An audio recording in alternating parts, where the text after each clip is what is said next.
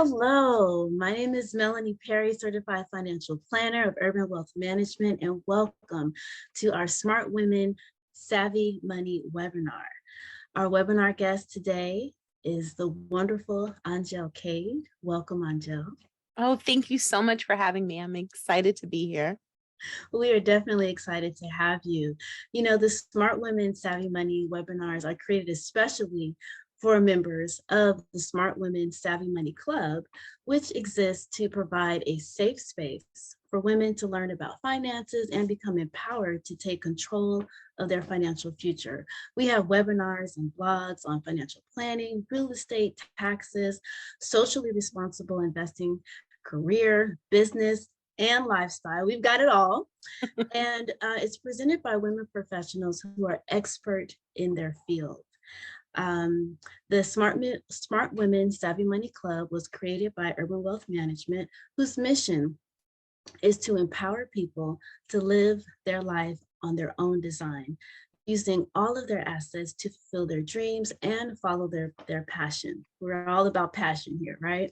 And we Yes. believe that every person, especially every woman, should have the ability to create their lifestyle that they deserve and that they desire. So let's go ahead and get started. And let me give the official introduction of AnGèle Cade, and we will go through a more casual, personalized introduction, I should say, because there's that formal piece, and then we always like to have our guest share a little bit of a, personal background story. So AnGèle is a consulting expert who has dedicated the past 20 years to helping entrepreneurs develop effective corporate structures. Now, with a pointed emphasis, AnGèle truly works alongside her clients, a mano a mano, making sure that they have that they are set up with security and success. AnGèle is the CEO and co-founder of Executives on the Go, a thriving consulting firm for today's entrepreneurs, and women entrepreneurs are busting at the seams with success. So that's definitely a wonderful space to be in. And after nearly 2 decades spent developing, supporting, and consulting thousands of local, national, and international businesses, AnGèle is recognized as the go-to expert for structural personal business needs. Now, when AnGèle is not consulting, she can be found speaking, teaching, and training on the best practices to set goals, creating priorities, and attain support for your vision. Now, she is a passionate community leader that sits on multiple boards, such as CALE now, the Campbell Center, A Kid Like Adun, did I pronounce it? Anden, thank you, that serves young people and adults with varying needs. Now, AnGèle is also devoted to being a champion for women, as she serves on the board for the Global Society for Female Entrepreneurs. She's a devoted wife and mother, and has committed her life experience, to help solve today's problems and empower all those around her. So welcome again, AnGèle. Wow, that was a lot. Thank you so much. I'm just excited to be here and share, impart, contribute whatever I can. So thank you again for having me. Well, it is a joy. And AnGèle and I go way back. That's one reason why I wanted to make sure she was available to impart her wisdom and expertise with women entrepreneurs, making a strong contribution to the economy and to the marketplace. It's really important that we have our systems and structures set up correctly. But before we get into the nitty gritty today, that was, like I said, a very formal introduction, but tell our audience a little bit about yourself and, kind of the story that led you to create Exec on the Go. Well, I would have to say, like at the beginning, and it's true, December will be 20 years that I'm in business. But when I started, like a lot of us, when we are on the path for our purpose, a lot of it comes out of like our experience, our trauma, our the things that we have to overcome. And for me, it's no different. This firm wasn't designed because, as a little girl, I had a dream of being a business consultant. It was really evolved out of a lot of hurt and a lot of pain that I experienced. And I was in the field. I was, I worked for, I was an administrator. I was a controller at a CPA firm. I was in industry where I was around people that were supposed to be taking care of other people's business, only to realize where the holes were, realize where the issues were, realize where the industry or the people that were giving the service were falling short of providing the support that people really needed. And without getting into a long story about that, basically what happened was I found myself, without a job. I found myself without the support, and I realized that all the years of experience that I had culminated to the space where the answer was inside of me. Support, that I needed, the thing that I was looking for when I was looking for like my next move in terms of career. It was created because people around me raised their hand and said, you know what, we trust you to do the work. You know what, we know that you do excellent work. We want you to do it.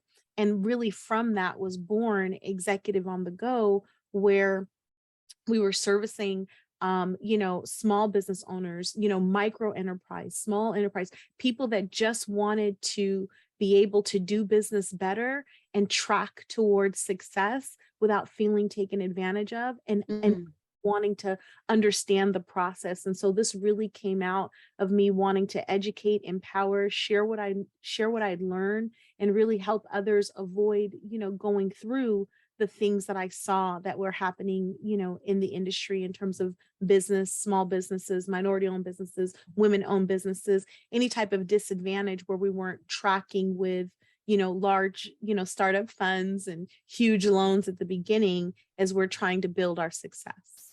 Yeah. And that passion piece, is like the North Star. Or is that what it's called? The North Star, or the pointing star, the driving force. It's bright in the sky, and follow that. Yes, right there. Of how we end up getting started, and particularly women. We're oftentimes single moms and wanting to make things happen, not satisfied with our current situation, or we're pushed into a place where, we have to make better decisions, different decisions. We want more for our children, more for our family. And that push helps us to see we're not really liking our current situation. And we really, even though we got a degree to be a lawyer, doctor, perhaps a position that our parents had wanted us to get into, and then we find that we really want to make jewelry or design a purse, or, do something that is not what was originally planned, and perhaps even far from our current career. Because as a result of a study, statistics of 2001, 49% of new businesses are women-owned businesses. And with the idea of leading from passion and the idea of wanting to do something completely different than our career, we don't often make the quote right steps. And I know one thing that your company is known for is getting started on the right foot. So what would you say are some of the most common mistakes that you see women entrepreneurs make when they're, just starting with their business? I would say that a common mistake is not considering where you want to exit. Starting with the end in mind. And the reason why is because when you think about where you want to exit, it really does impact the route that you're going to take. It impacts the structure you're going to choose. It impacts the options that you have. So you just want to make sure that you have that conversation and play it through in your head. Is this business part of your retirement? is this business built for succession? Is this business built for to be, acquired? Like, what's the reason that you're building this business? What's the reason that you're tracking down this direction? So I would say that's that's really the first big mistake, because you can do a job or do a work or do the business, make money, spend money, and then you're faced with, as you age, kind of thinking about, okay, well, I'm going to want to sell this, or I want it to take care of me. But you didn't build it for valuation, you built it for survival. So the Good value point. of the company isn't there because it wasn't designed that way so that it would be appealing for someone else to purchase. And so now your valuation is a lot lower than you thought, because the things that are valuable, that you think are valuable, are really not, because you didn't build a business, you built a job that could provide you income along the way. So really kind of thinking that through and processing that. I would say the second mistake that a lot of women entrepreneurs make is not having the legacy conversation early enough. And when I say legacy conversation, a lot of times when we're designing something and we're thinking about future generations, we're thinking about our children, we're thinking about, give me one moment. No problem. I know that as we are thinking about the end in mind, oftentimes we hear of, to start your business, you got to be legit and have that LLC. And that's not always the end, so to speak. That's definitely a good way to start. But when it comes to, a full out, thorough business structure, that LLC doesn't always cut it. So I know that that's a common thing that's all over the internet. It is. A lot of people, rush to the LLC because it's easy. It's easy. A lot of people lean to it because it's like, oh, get your LLC. It can do this and it can do that. Out of the box, it doesn't, and I think we get excited about something and it's like, yeah, I'm going to have my business in order and I'm going to, pay myself and I'm going to do this. Out of have the box. Financial freedom, and then you realize you're working 3 times more than a exactly job. Or maybe you think it should do something and it's not, again, designed out of the box to do it. You have to form it, you have to tell it, you have to change the classification, you have to get other professionals involved to make sure that it can be what you need it to be. So really tracking with what you're choosing, because out of the box, it might not be able to take you where you want to go. And a very simple example of that is the LLC. It's very popular. It's all over Instagram. It's on everybody's reels. There's huge money in marketing behind, buy your LLC today. We get your LLC up. Oh, my LLC was so easy.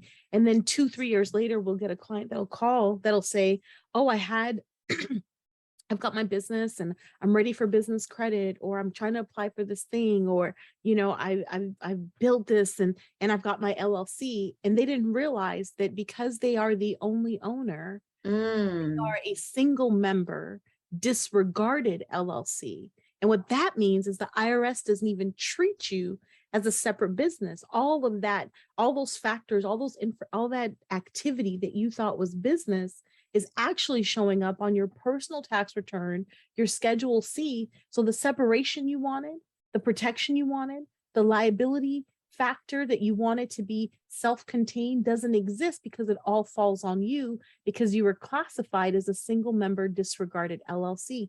Know your classification, know what you're walking into, and know what you want it to be, because it can change, but no one told you. You didn't know. You just got it and thought it was perfect the way you had it and went about your business, not realizing years later that it wasn't a good fit. A lot of people during the pandemic were shocked when they were trying to access funds or get loans.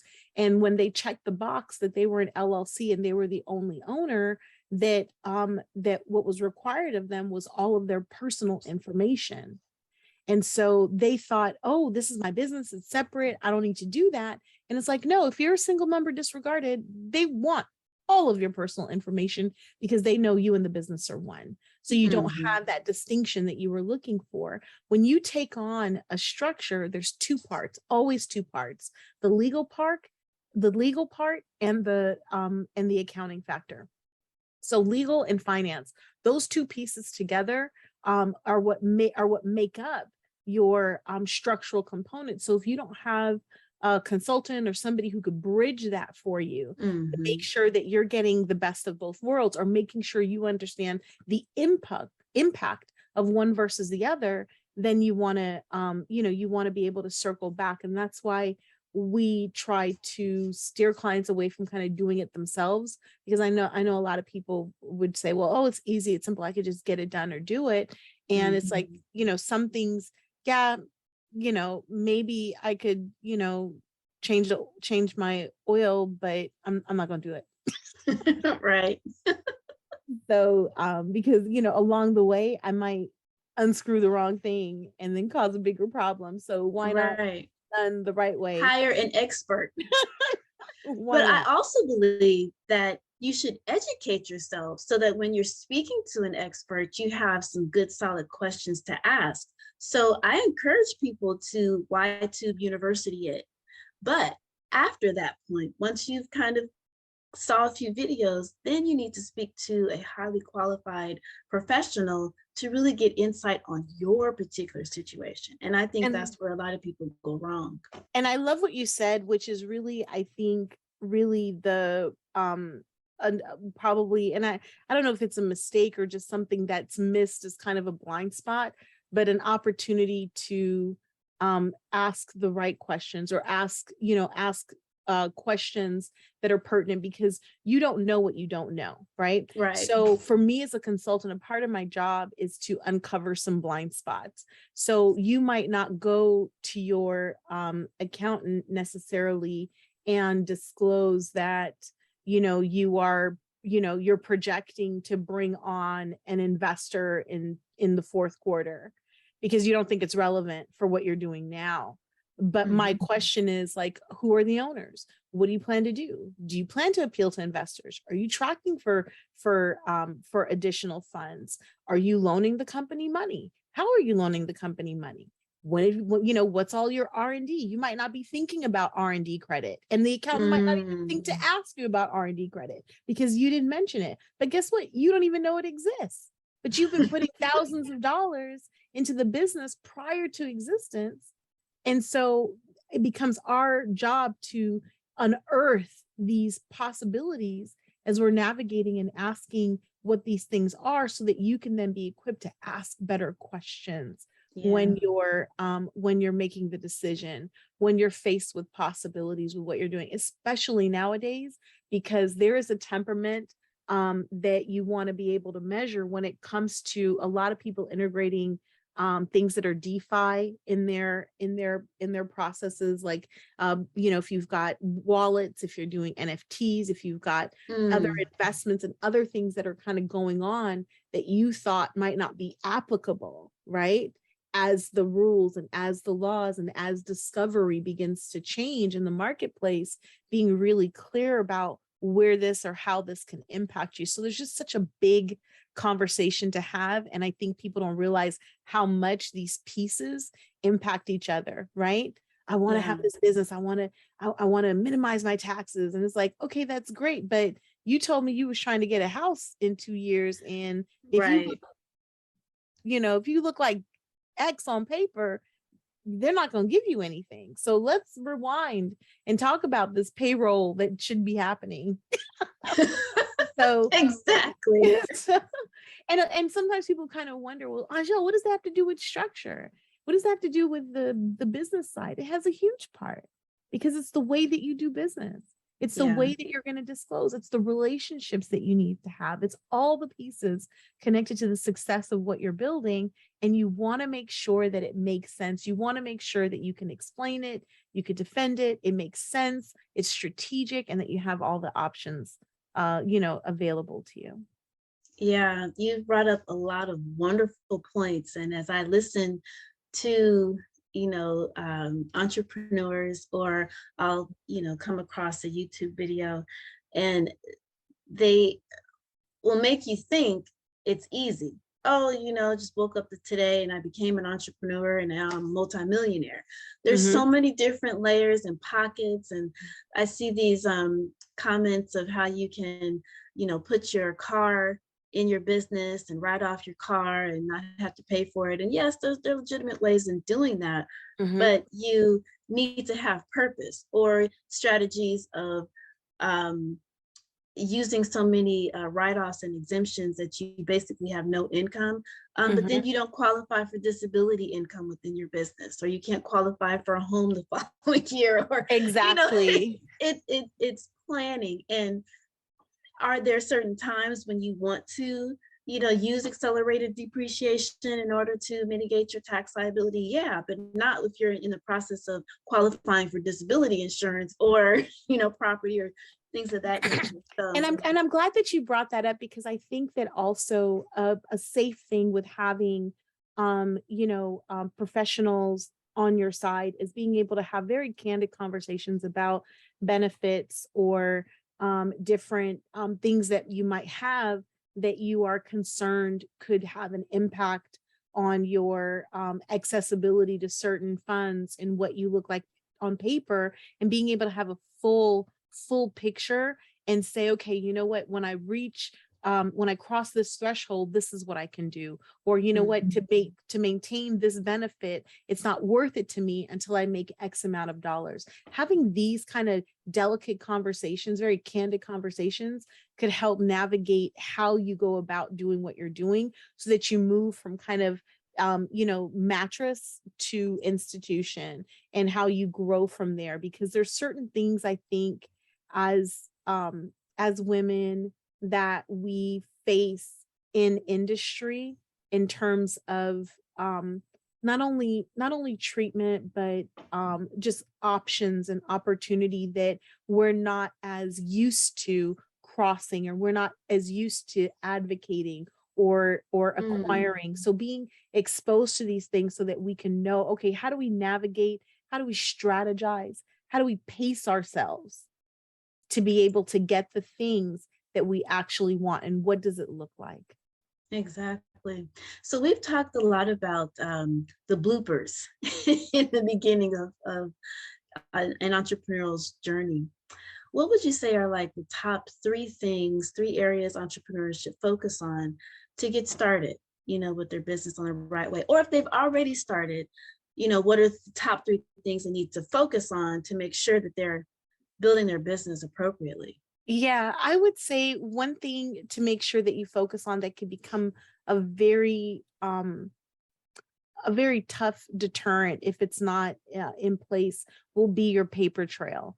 A lot of times I think that we minimize the importance of it, like, oh, I'm just getting it done, I'm just busy getting it done, or I just did what I had to do to get it done, and not necessarily regarding as much the paper trail, especially nowadays where everything is so electronic, and it's not necessarily as centralized as it should be. So, for example, an issue might be that you are not issue, but a factor might be that you sell X widget and you do business, via Venmo or via Cash App or via Stripe, or maybe all of them, and then include PayPal. But a majority of your transactions are on, Etsy, right? So you've got all these factors, all these platforms, and it's not necessarily centralized, and you don't consider yourself like, a bookkeeper, and you don't really think you make enough to have one. And so all of these pieces are just there, and they're just a bunch of reports, but you're not necessarily centralizing it or tracking it,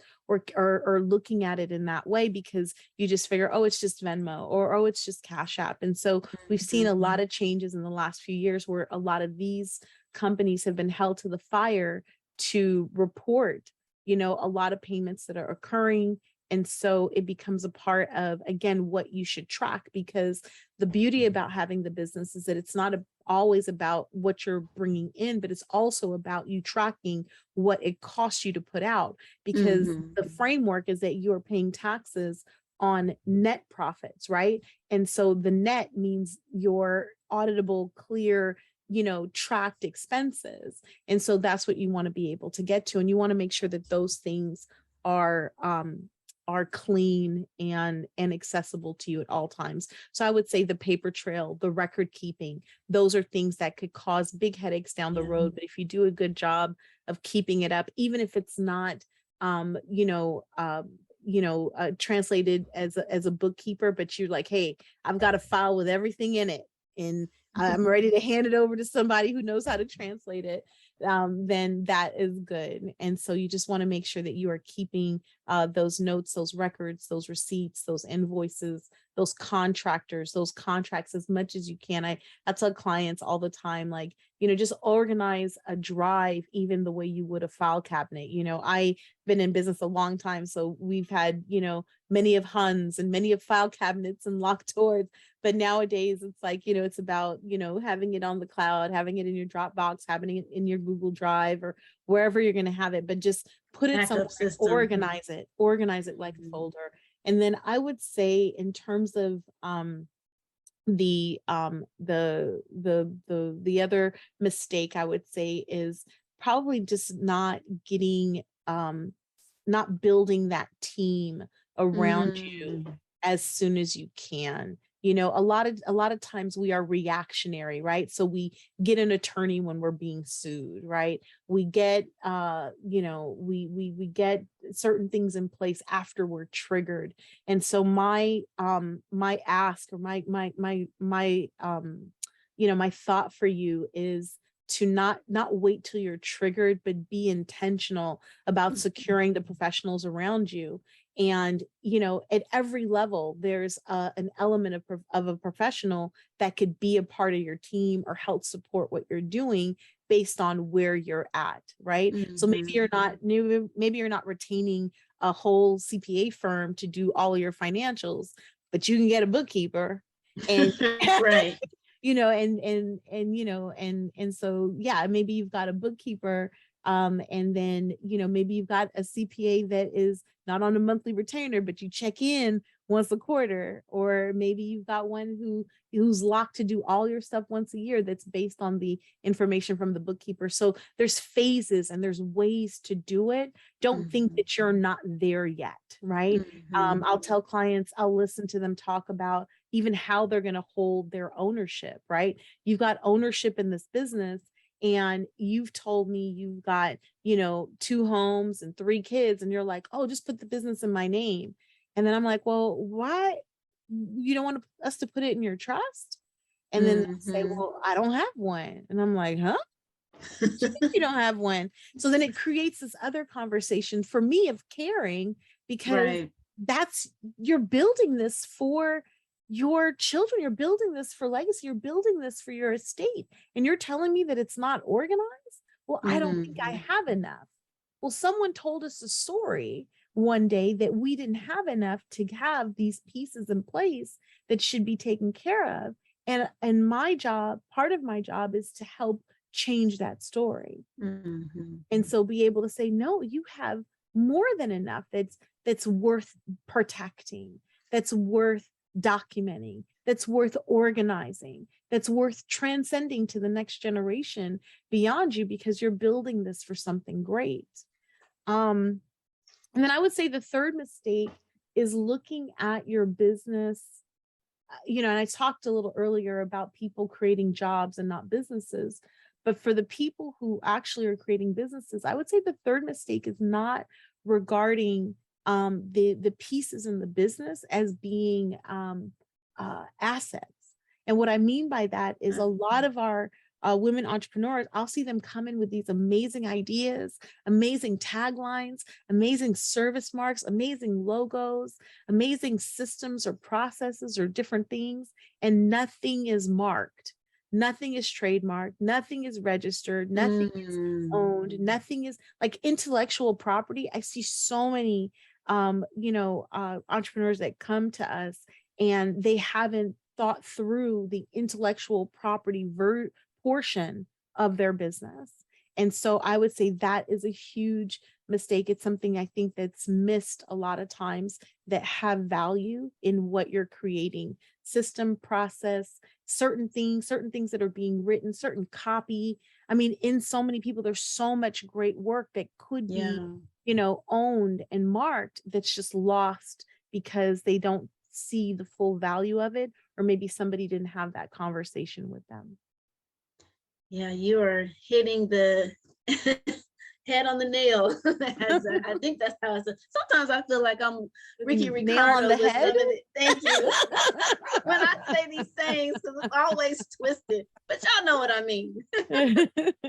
Indeed. Yes, you hit a lot of points that I see, since I've been working with entrepreneurs more and more, that, we get so caught up in the our our skill set, our Hmm. business, what we're doing, and just keeping things afloat and keeping life afloat, that a lot of these little but big details are important. And then Yes. you start with a certain mentality of, oh, I don't have enough to have X professional. And then you get to the point where you do have enough, but then you don't realize it. It's Yeah. like, oh, I didn't know it was this juncture that had to take place. So good stuff. Yeah. Now, um, you have, I would say, a unique and beautiful situation where your business partner is your husband.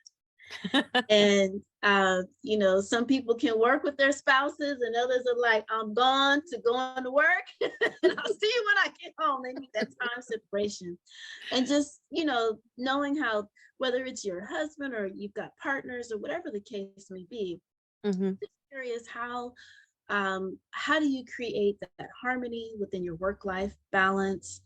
As an entrepreneur myself, I can find myself working some long hours, and I've created times where, I'm off like quote everyone else at 5 o'clock or 6 o'clock. And I make sure on the weekends that I'm fully off, that I'm not working, so I've set some barriers and boundaries myself. But what have you done? So, barriers are great. I would say that for me, with working with my husband, the part that really helps is that we actually, and it might sound funny, but we actually really do like each other, right? So, love notwithstanding, but I think that that's important because a lot of times we're in partnership with people and we don't realize, oh, I don't like this about them, or we're not really, friends, we're just partners. And not Mhm. saying that it would be like that with with anyone else's spouse, but I just think that that's been a huge benefit for us, is that we actually like being around each other, we like each other's company.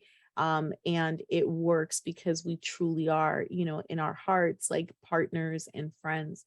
um, but I would say some of the things that have helped over the years, and it's changed, we've both changed and evolved and grown, and we're not the same people, we were when we first started. I started 20 years ago. I mean, I was, we were in our 20s, and I had originally started the business, and then he, a few years after, then came on and started to work with me in the business. And what's been great is really having clear lines of responsibilities. And I think that, when you really can look at somebody's strengths and somebody's weakness, and you allow them to play in their strengths and focus on that, and then also be clear on what the lines are in terms of the departments and the work that you do.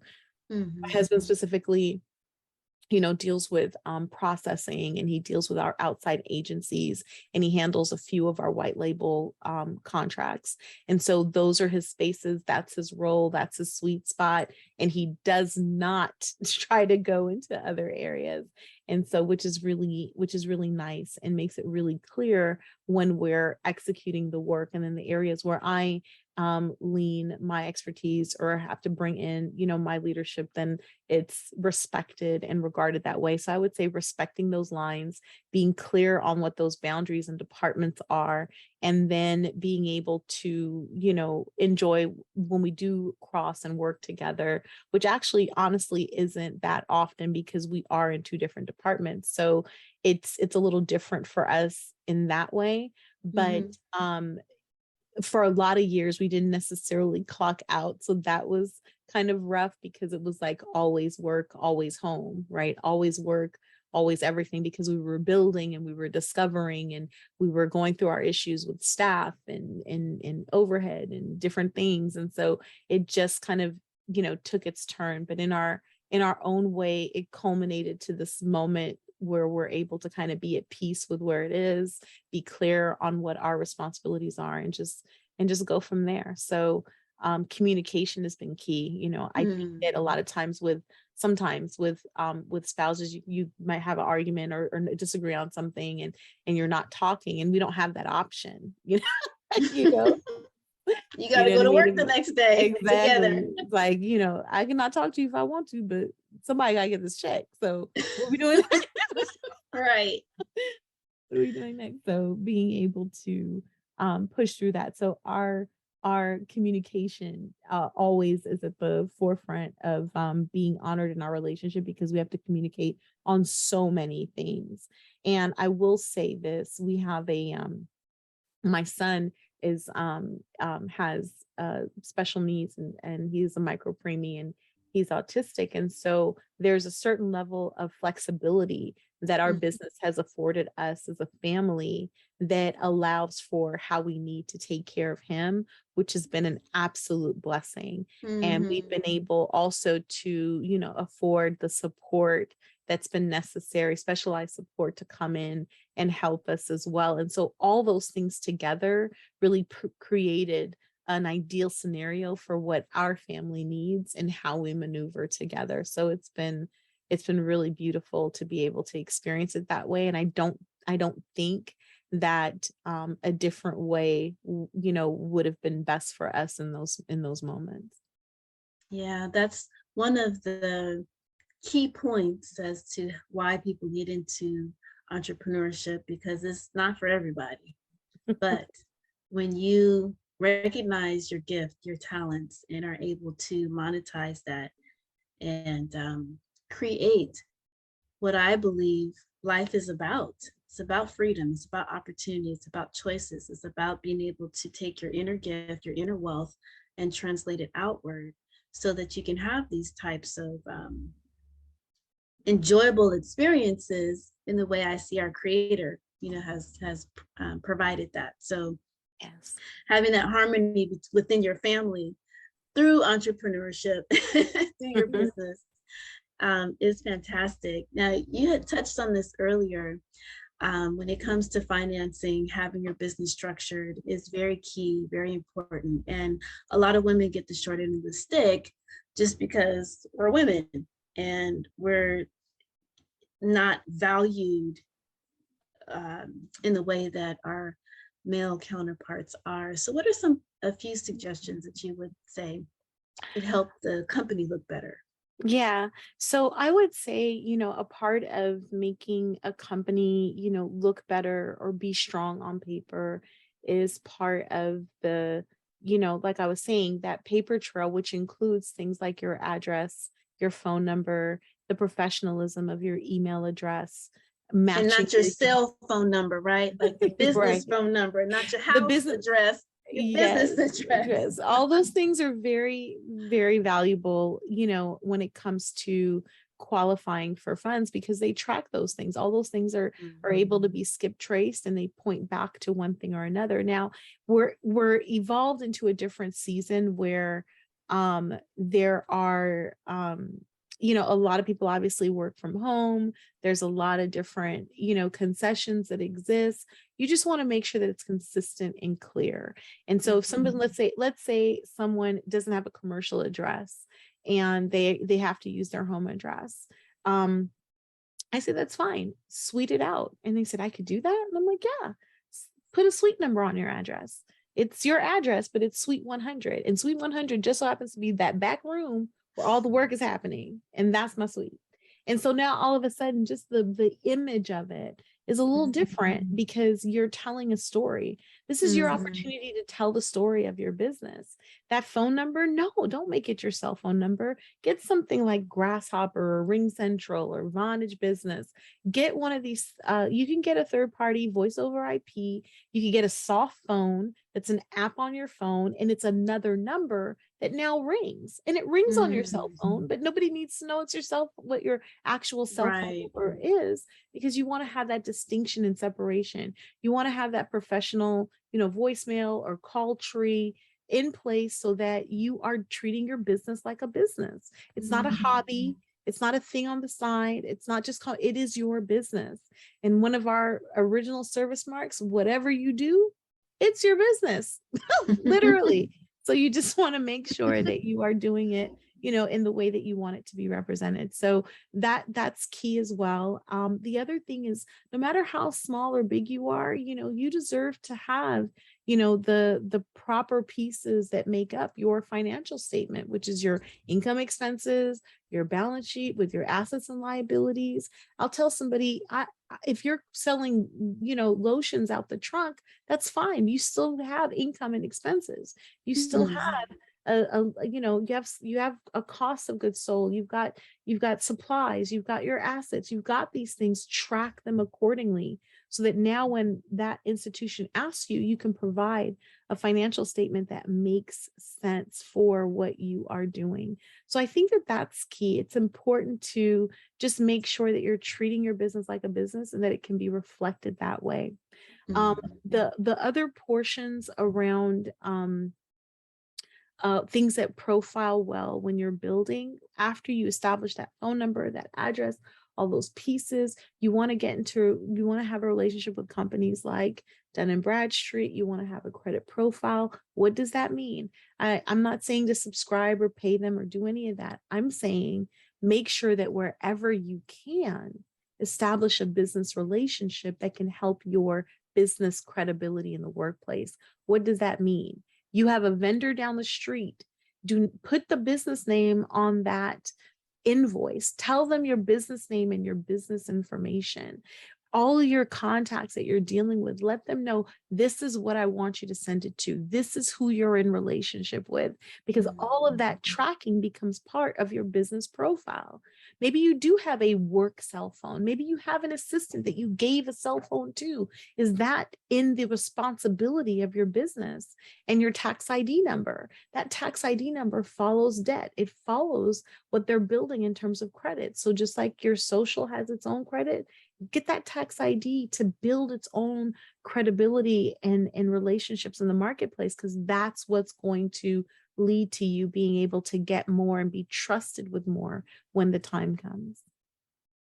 And leading to that, to our next question, and we just have a couple more to go before we conclude. We potentially, are entering, another great recession, or a market correction, shall we say. And that's a time when a lot of millionaires actually, get made, or I should say multimillionaires. So given the fact that, at the end of the day, people still need our products, they still need our services, that we have to offer, whatever it is that you have created, what would you say are the top 3, things a business owner needs to do to kind of prepare for this market correction and make sure that they have taken the right steps and precautions? Yeah, I would say, and I've been in being in business so long, I've obviously been through a few and been able to weather the storm. And it's funny, we get people that call and they're like, you're still there. And we're like, we're still here. We're still here. Still standing. Still here. And so the thing is that you don't want to ignore it. I think that some people don't make it because they try to pretend that it's not happening. And so in that respect, they're not paying attention to the needs of their clients. They're not adjusting their prices, or they're not leaning into the needs of what people have in that moment. It's like during the pandemic, when a lot of people, a lot of businesses shut down and people lost money, other people found their niche and ran into huge success in the same industries. And the difference was listening to the market, listening to the people, and adjusting to the needs. People are willing to pay you to solve their problems. What problem are you solving? So I would say it's really being clear on, in your business, who are you a solution for? And in the next run, as the market corrects, what are people going to be looking to do to make sure that they're confident, that they are comfortable, that they are, that they're going to be able to ride it out. As we know, as a people, we always do, but in some way, you just want to make sure that you're sitting in the right seat when it happens. And so just making sure that you really are keeping your ears open for the needs of people, and that you're clear on the solution that you have and the problem that you're solving. And so from that perspective, I think for me, one of the things that I would say to a business owner is don't be afraid to call out the problem, and don't be afraid to call out the problem. There is a problem, and this is how we're going to solve it. And this is my way to contribute in solving it. The other thing is, in this next season, not being afraid to be a voice in your industry. I think a lot of women, when you look across social media, and you kind of consider where a lot of the I'll call it noise, but where a lot of the things are being said, and things that are happening, and things that are popular. The reality, or sometimes people are, when they're going through, they're looking for an escape, but they're also looking for a solution, right? So all the time when you get those ads and things that kind of pop up, they're trying to see, oh, can we solve this problem for you? Oh, does your back hurt? Oh, are you not happy with this? Oh, where do you, right? So there's this constant kind of ping that's at you. Well, you're on the other side, you're on the business side. So what is it that you could be saying? What could you be targeting? What could you be advertising? What are the other things on the other side that you can be doing? So I would say just being, lean into your voice. A lot of our clients kind of shy away from being in front. I just want to do the work. Well, people are buying a part of it, or people are buying you. They're buying who you are, what you represent, and be clear on that as you kind of lean into it for your business. The other thing I would say is just making sure that your house is in order in a way that um you can access things when you need it. And what I say by that is, I tell clients all the time, they'll come in and, oh, I want corporate credit, or I want this, or I want that. And I'm like, that's okay, but why?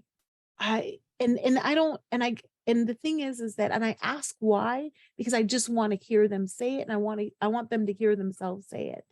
So this is why they need professionals like Urban Wealth, like, the group, to be able to lean into and say, okay, how can I prepare for something before it comes?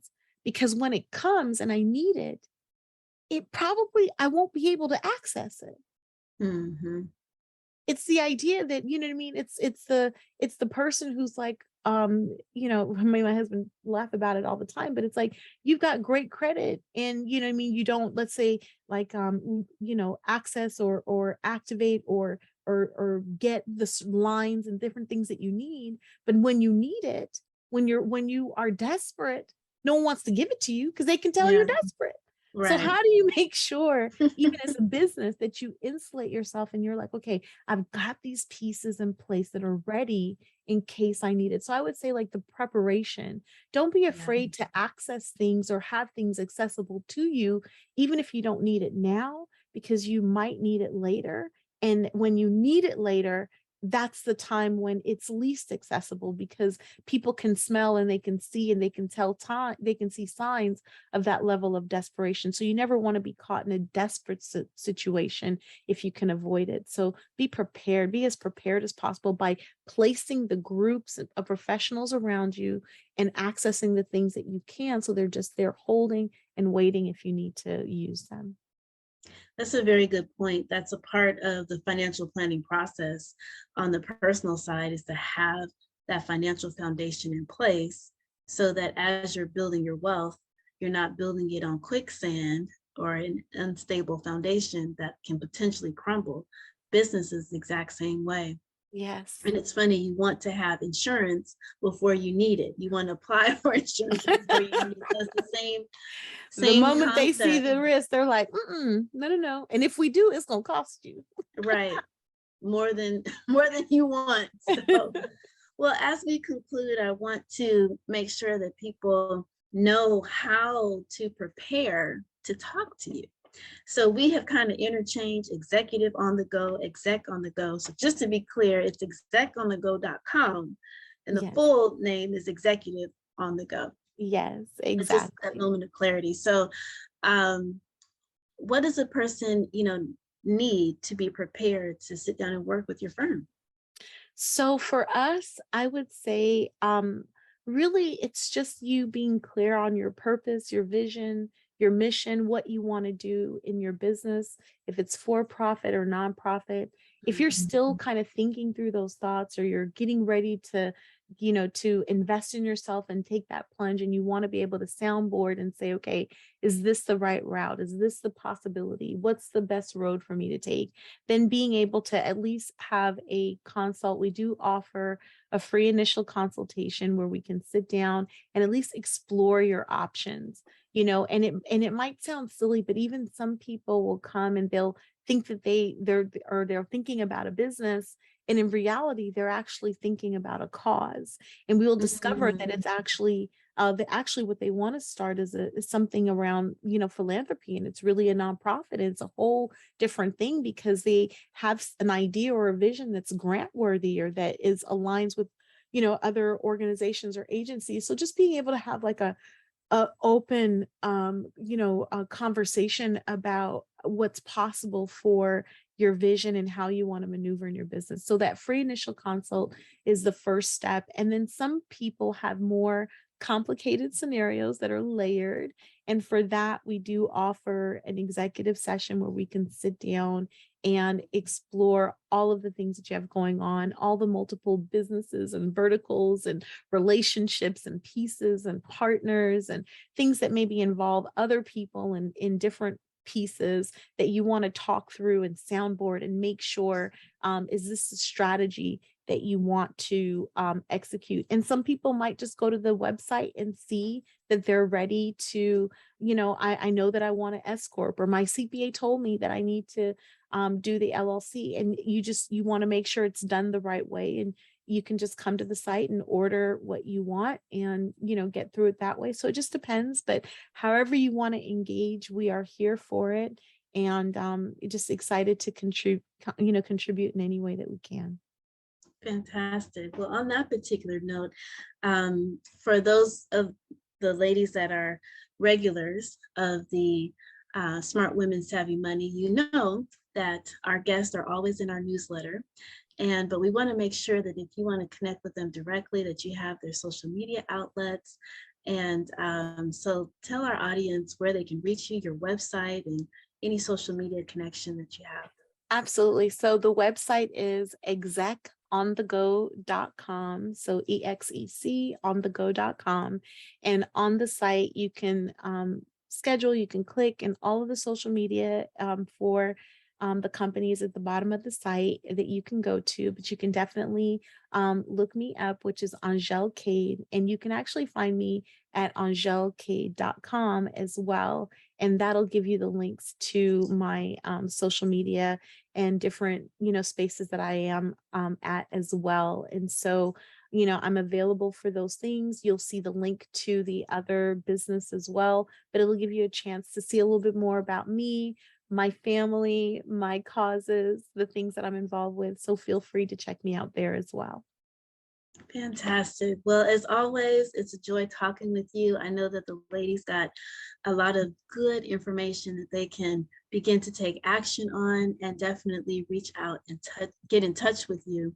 And we will have all that information available again on the newsletter. And thank you again for sharing your time with us, AnGèle. We certainly appreciate it. And we will look forward to having you back again at some point to take us to the next level of our business organizations. I love it. Such an honor. Thank you so much, and great success to all of you.